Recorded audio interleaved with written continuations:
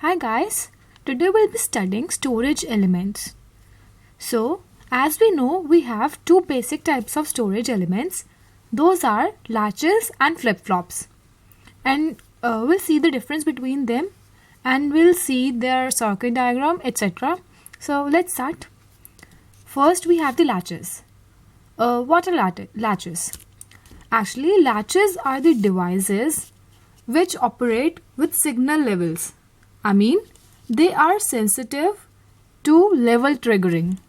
Now, what is level triggering? We'll see. And flip-flops are the devices that are controlled by clock transitions. Okay. So, we can say that they are edge-sensitive devices. So, what is edge triggering and what is level triggering? We'll see. We'll see in the video as it will continue. So, let's start with SR latch for now. So first type of latch is SR latch. SR latch, as the name suggests, it is a latch. That means it will store the output.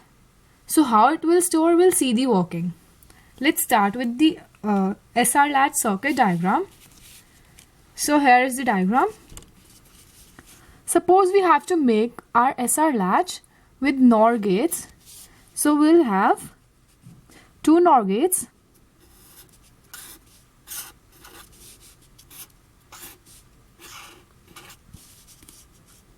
This one is the input to first NOR gate and then second, and then here we'll have the output Q and Q bar.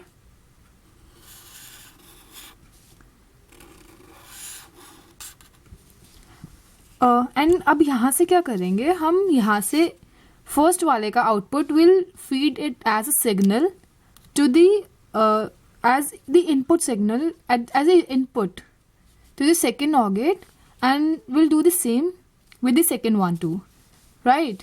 तो अब यहाँ पर हम बोल देंगे, यहाँ पर R है एंड यहाँ पर S है. Here R stands for reset and S stands for set.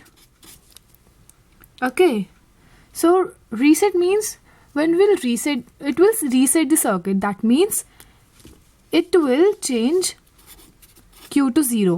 Q is our output, so our output will become 0 and set will set the circuit. That means output will become 1. Okay, we'll see it later on too. So what is happening is, let's see, if I have, let's make a table like this. Suppose I have R as 0 and S as 1. So R is R0, R is 0 and S is 1. So first we'll see the truth table for NOR gate. Here it is. If we have a NOR gate and A or B the inputs and Y is the output,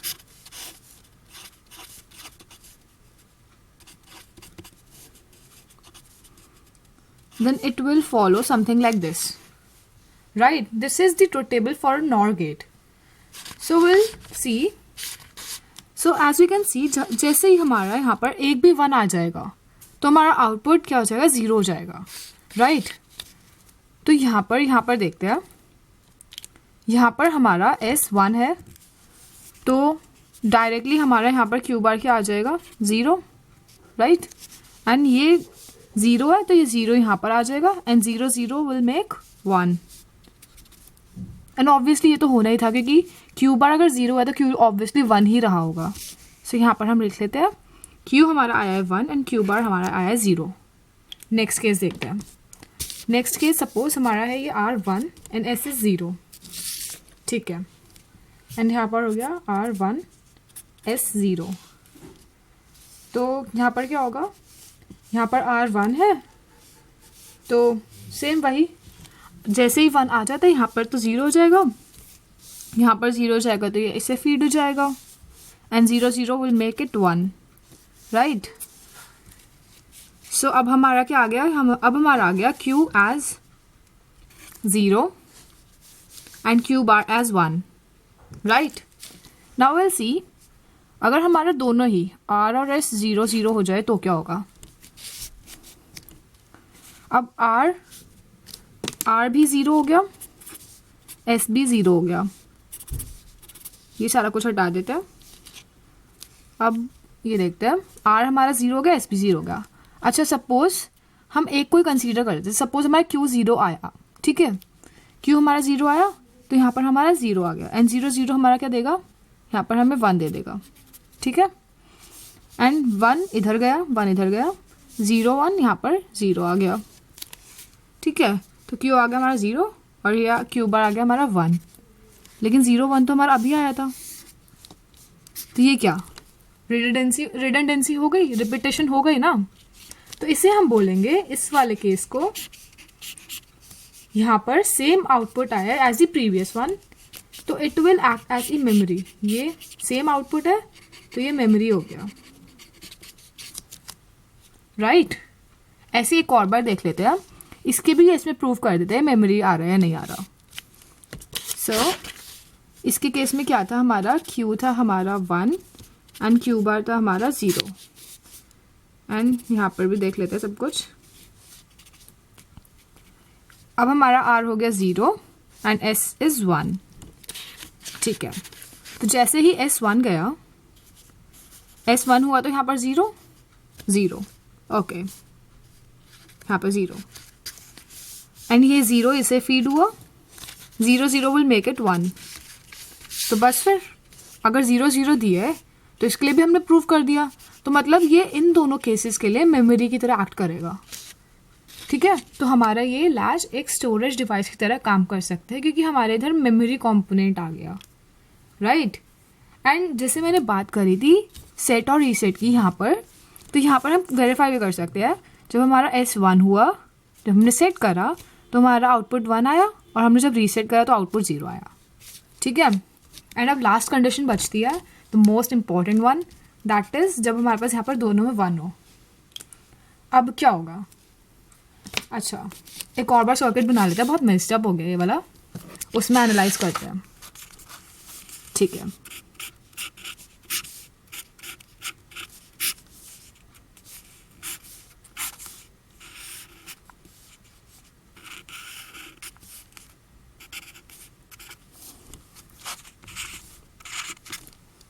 ठीक है, तो अब हमारे पास क्या है, हमारा are है अभी 1 और एस है हमारा 1, ठीक है। तो जैसे ही हमारा एक भी कोई 1 आता है नॉर गेट में, तो हमारा आउटपुट आता है 0, ठीक है। यहाँ पर भी 0, बट ये क्या, अभी ये तो क्यू और ये क्यू बार है और ये दोनों सेम आ रहे हैं। तो देखो ना, यहाँ पर ये कुछ गड़बड़ सी हो गई ना, क्या हुआ है? तो ये नॉट एक्सेप्टेड हो, तो इसे हम बोल देंगे ये फॉरबिडन है या इनवैलिड है। इट्स इनवैलिड, हम यूज ही नहीं करेंगे इस कंडीशन को, राइट, ठीक है। तो ये बात तो हो गई एसआर लैच की विद नॉर गेट। अब हम सेम एसआर लैच को नैंड गेट के थ्रू भी कर सकते हैं, तो अब नैंड गेट के थ्रू देखते हैं, ठीक है। अब ये आगे नैंड गेट के थ्रू कुछ नहीं है, बिल्कुल सेम है, 2 नैंड गेट्स आएंगे, बट डिफरेंस यहाँ पर आता है। वहाँ पे आर और एस, यहाँ पर हमने इनपुट दिया था, तो यहाँ पे एस और आर देंगे, इसका आउटपुट इसका इनपुट, इसका आउटपुट इसका इनपुट, राइट। ये क्यू एंड ये क्यू बार। और जो मेजर डिफरेंस आता है वो आता है इसकी ट्रुथ टेबल में। इसकी ट्रुथ टेबल देखते हैं। अच्छा, पहले उसकी लिख लेते हैं हम, जो नॉर वाले की आई थी ट्रुथ टेबल, उसकी लिख लेते हैं, उसे कंपेयर करेंगे। उसकी क्या आई थी? उसकी आई थी हमारे पास ऐसे,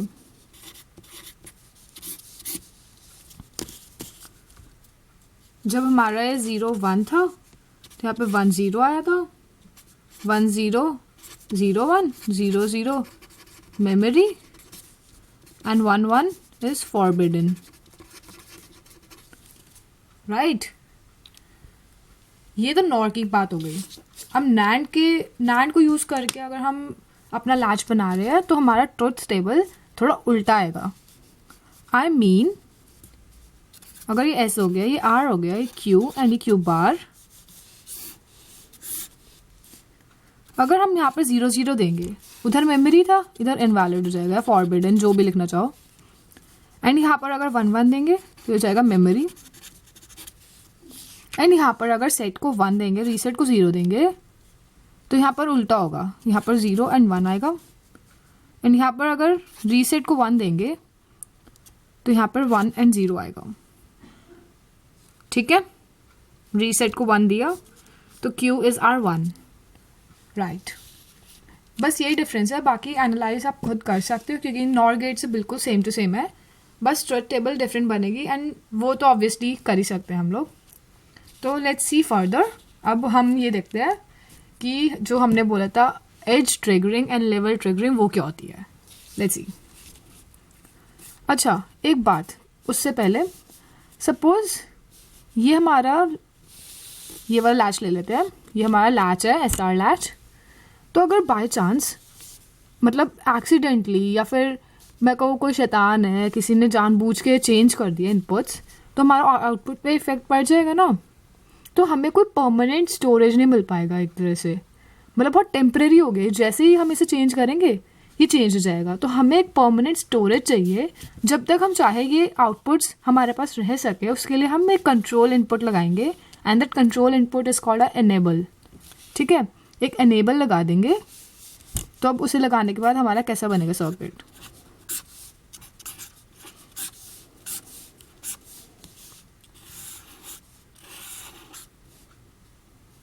ये तो हो गया अपना सर्किट।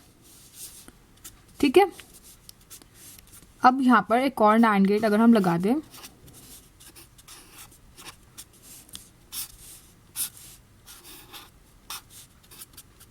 एंड एनेबल को लिखते हैं शॉर्ट में EN। तो यहाँ पर हमारा हो गया S, यहाँ पर हमारा हो गया R, यहाँ पर Q, यहाँ पर Q बार। ये एनेबल जैसे हमने लगा दिया यहाँ पर, तो ये क्या करेगा, ये अपने जो ये बिट स्टोर करेगा ना लैच, ये सॉर्ट ऑफ परमानेंट हो जाएगा। कैसे, अब देखते हैं ट्रिगरिंग से पता लग जाएगा कैसे।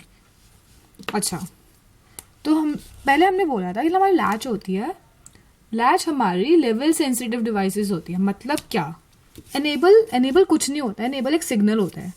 फॉर एग्जाम्पल ऐसे है कुछ एनेबल सिग्नल, मतलब कुछ भी मैंने रैंडम एनेबल सिग्नल बना दिया। तो हमारा जो ये लेवल्स है, जब इसका लेवल हाई होगा, लेवल हाई मतलब ये लेवल यहाँ पर जब होगा तभी हमारा सर्किट फंक्शनल होगा। I mean, तभी हमारा ये जो लैच है तब ऑपरेट करेगा। ये होता है लेवल सेंसिटिव का मतलब। ये लेवल ट्रिगरिंग है कि जब लेवल हाई होगा, लेवल हाई है ये, एंड ये वाले लेवल्स लो होते हैं। लो लेवल्स पे नहीं, हाई लेवल्स पे जब होगा तो हमारा सर्किट फंक्शनल होगा, तब हमारा लैच ऑपरेशनल होगा। ठीक है, और ये वाले तो हम जब भी चाहे तभी भी हाई कर सकते हैं अपने हिसाब से, मतलब जितनी देर के लिए हम हाई करेंगे उतनी देर तक हम बिट स्टोर कर सकते हैं। तो हो गया ना एक तरह से, जब तक हम चाहे तब तक कर सकते, तो परमानेंट स्टोरेज सॉर्ट ऑफ हो गया कुछ, right.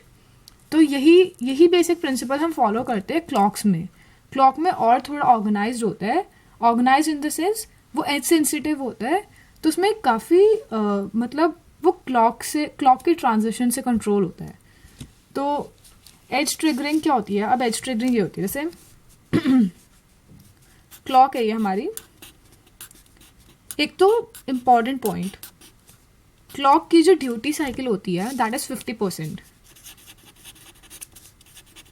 Duty cycle is 50%। 50% duty cycle का मतलब है जितने टाइम के लिए वो हाई है उतने ही टाइम के लिए लो है। ठीक है, जितने टाइम के लिए हाई है क्लॉक का सिग्नल उतने ही टाइम के लिए लो है, इसलिए उसकी ड्यूटी साइकिल 50% है। तो एज ट्रिगरिंग मतलब जैसे ही हमारी क्लॉक लो से हाई या हाई से लो होगी, ठीक है, इन दोनों सिचुएशंस में हमारा जो फ्लिप फ्लॉप होगा वो ऑपरेशनल होगा। बस यही होती है एज ट्रिगरिंग, राइट। तो अब इसे यूज करके हम अपने फ्लिप फ्लॉप्स पढ़ते हैं। सो लेट्स सी, सबसे पहला अपना SR फ्लिप फ्लॉप ही देख लेते हैं, सबसे इजी SR फ्लिप फ्लॉप। अच्छा, तो ये हमने बनाया था कि हमारा जो लैच होती है वो कुछ ऐसी होती है.